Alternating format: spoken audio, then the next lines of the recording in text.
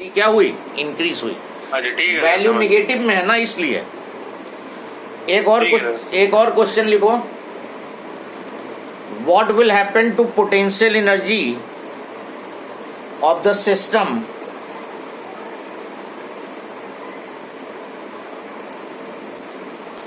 if two electrons are brought close to each other? What will happen to potential energy of the system if two electrons are brought close to each other?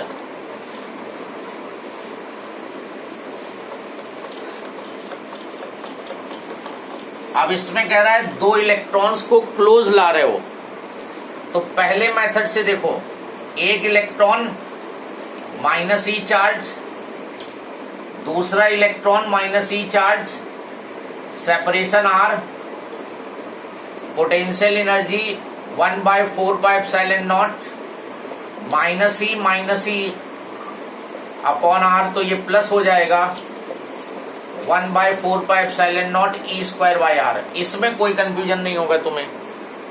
Electrons को हमने क्या question में क्या बोला है, close ला रहे हैं कि दूर ले जा रहे हैं?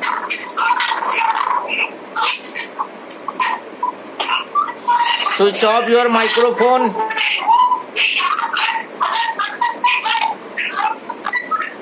Switch off microphone.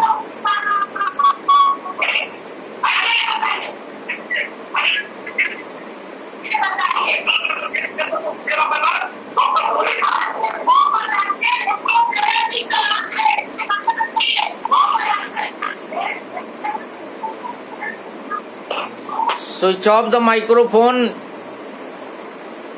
नाउ। हमने क्वेश्चन में क्या बोला, इनको सेपरेट किया है कि क्लोज लाए हैं? यस, क्लोज लाए हैं। Now when you will bring close, on bringing them close,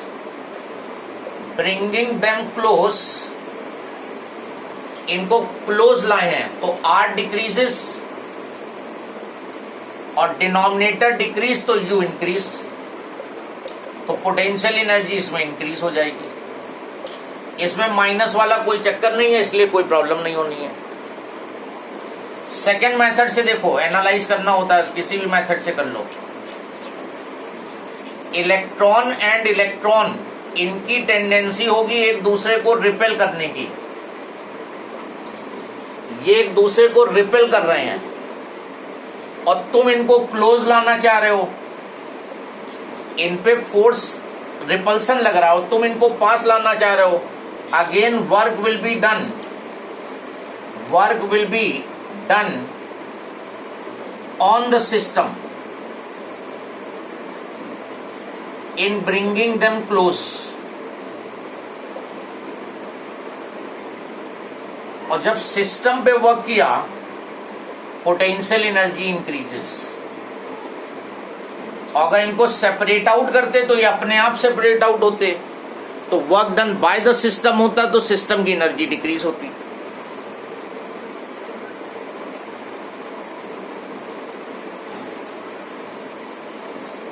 any other problem?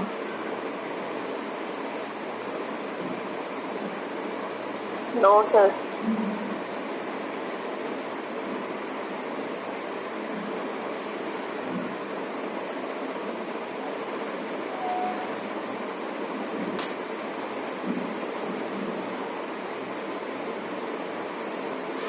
Then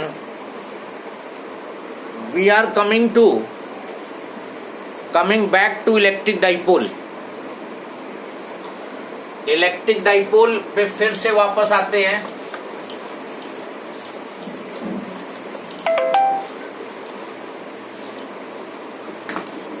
ये सब अभी बताया था, जो अभी बता रहे हैं ये तुम्हारे पास नोट होगा। Electric dipole was system of two equal and opposite charges। Electric dipole जो था, that was system of two equal and opposite charges separated by small distance, और वो स्मॉल डिस्टेंस कितनी लेते थे हम, 12। और इसका जो डाइपोल मूवमेंट होता था वो निगेटिव से positive along the axis. Dipole movement जो था डाइपोल का वो निगेटिव से पॉजिटिव चार्ज की तरफ, और इस डाइपोल मूवमेंट की वैल्यू थी Q इंटू 2L। जहां कहीं भी Q इंटू 2L आता था उसकी जगह हम P रख देते थे।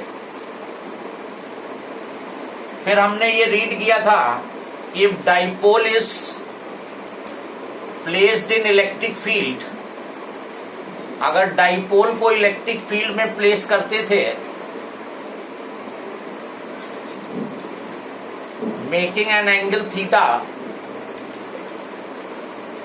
देन इस पे टॉर्क एक्ट करता था, टॉर्क ऑन डाइपोल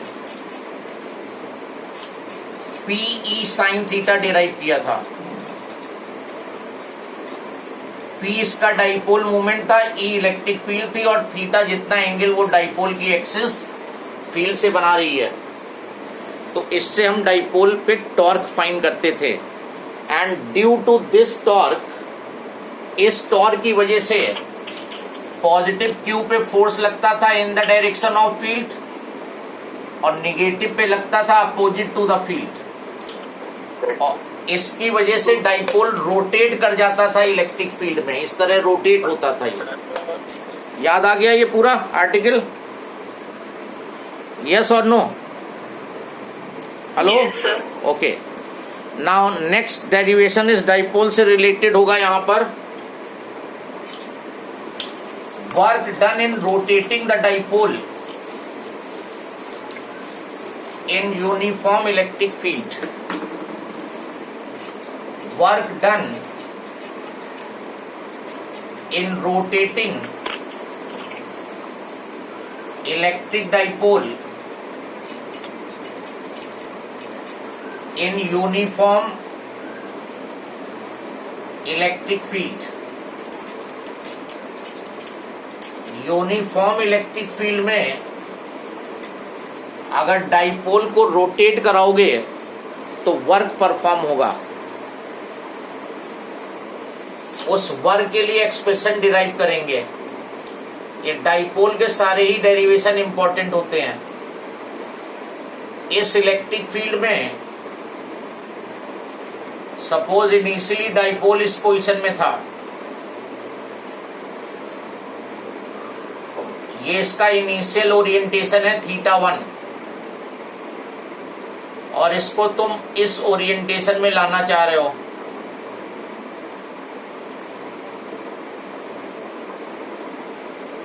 θ2 ओरिएंटेशन में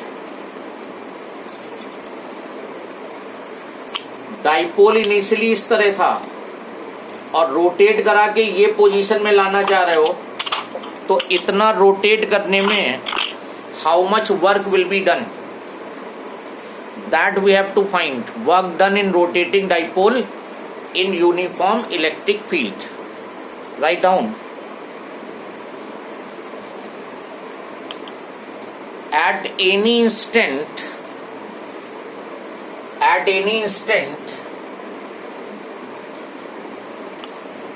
when axis of dipole is making an angle theta with the field,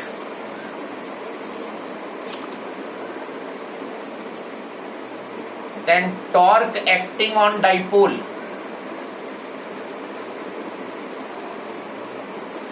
किसी भी इंस्टेंट पे when dipole is making an angle theta, उस समय टॉर्क जो एक्ट करेगा that will be PE sin theta। In the previous chapter we have done this derivation, और अभी अपने बताया भी था कि डाइपोल अगर इलेक्ट्रिक फील्ड में है तो उस पर टॉर्क लगेगा। नेक्स्ट लाइन में work done in rotating the dipole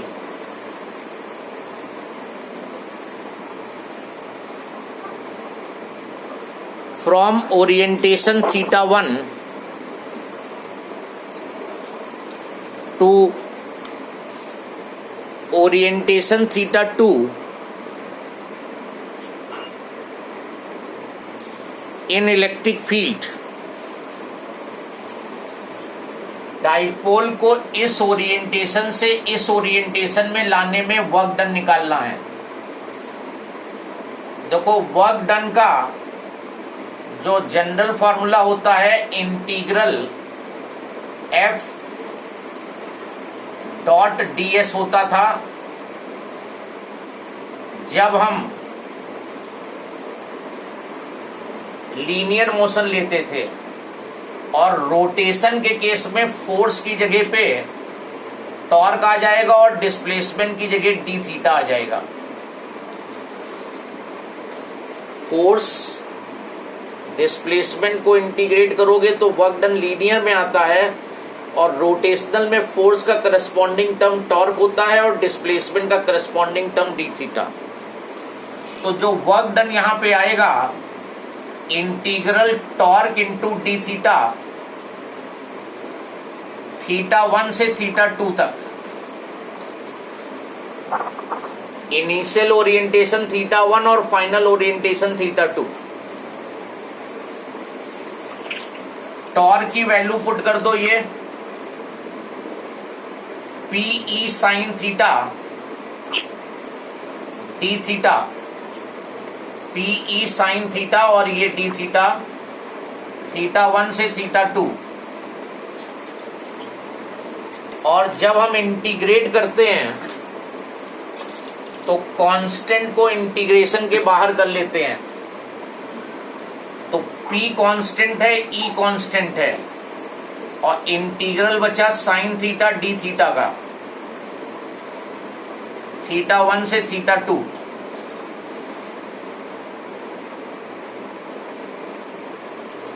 और साइन थीटा डी थीटा का इंटीग्रल होता है माइनस कॉस थीटा। तो पीई इंटीग्रेशन का साइन हट जाएगा, फॉर्मूला यूज हो जाएगा, साइन थीटा डी थीटा का इंटीग्रल माइनस कॉस थीटा, और लिमिट्स आफ्टर द ब्रैकेट। यहां पे ये लिख लो formula, integral of sine theta d theta is equal to cos theta होता है, minus cos theta. Sine theta d theta का इंटीग्रल माइनस कॉस थीटा। इस फॉर्मूले को, इंटीग्रेशन के इस फॉर्मूले को यूज करके ये आया। उसके बाद एक बार अपर लिमिट रख दो, दूसरी बार लोअर लिमिट रख दो।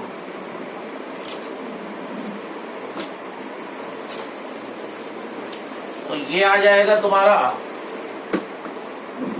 W is equal to P E upper limit minus cos theta 2 minus lower limit minus cos theta 1।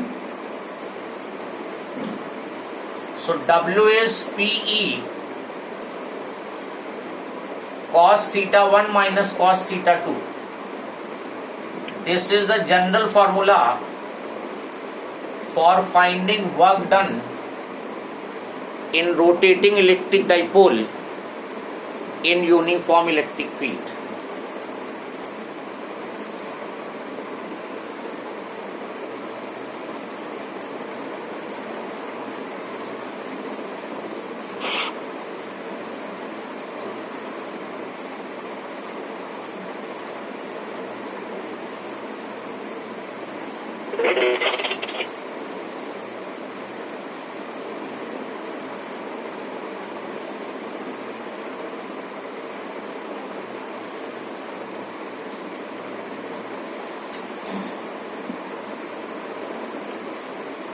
Any problem?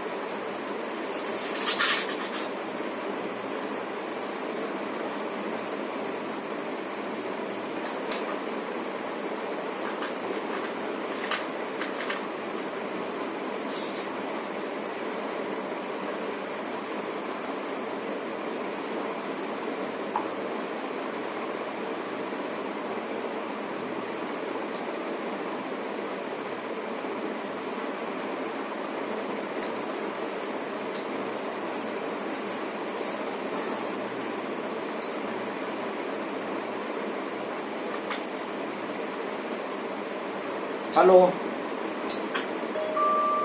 Everybody back. Yes, sir. Network problem आ गई थी। इस डेरिवेशन में कोई problem? No sir.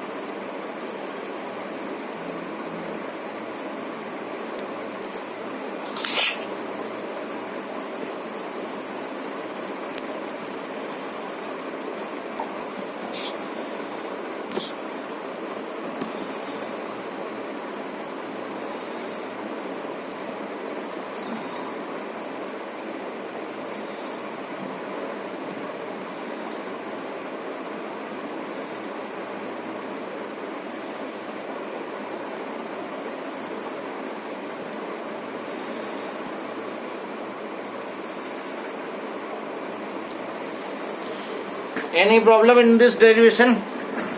No. Now, case 1, work done from orientation theta 1 to theta 2. Work done formula is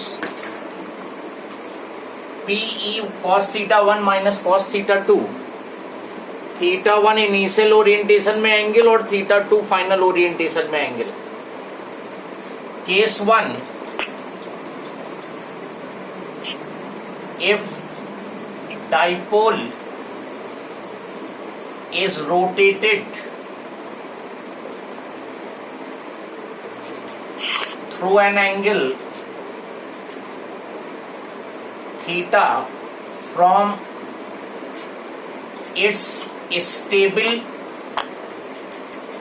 equilibrium position